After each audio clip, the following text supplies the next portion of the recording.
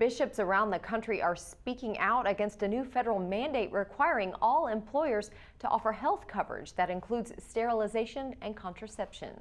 Archbishop Paul S. Coakley wrote a letter to Oklahoma's Catholic parishes about the issue this past weekend.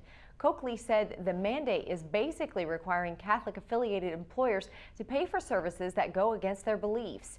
He says the mandate is an assault on their religious liberty and right of conscience. In his letter, Coakley states that the mandate is trying to make people of faith second-class citizens. Dear brothers and sisters in Christ, I write to you concerning an alarming and serious matter that negatively impacts the Church in the United States directly, and that strikes at the fundamental right to religious liberty for all citizens of any faith.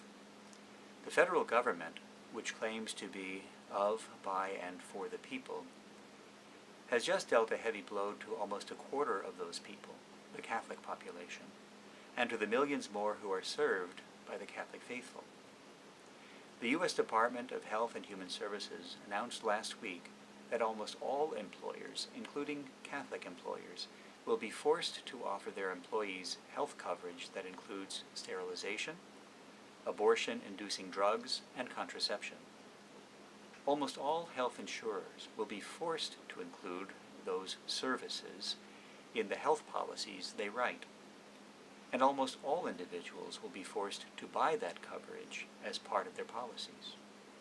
In so ruling, the administration has cast aside the First Amendment to the Constitution of the United States, denying to Catholics our nation's first and most fundamental freedom, that of religious liberty. And as a result, unless the rule is overturned, we Catholics must be prepared either to violate our consciences or to drop health coverage for our employees and suffer the penalties for doing so. The administration's sole concession was to give our institutions 1 year to comply. We cannot, and we will not, comply with this unjust law. The people of faith cannot be made second-class citizens. We are already joined by our brothers and sisters of all faiths and many others of goodwill in this important effort to regain our religious freedom.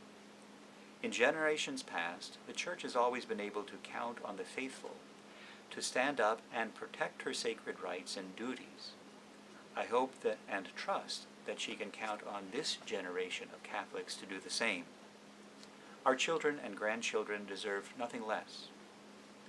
Therefore, I would ask of you two things.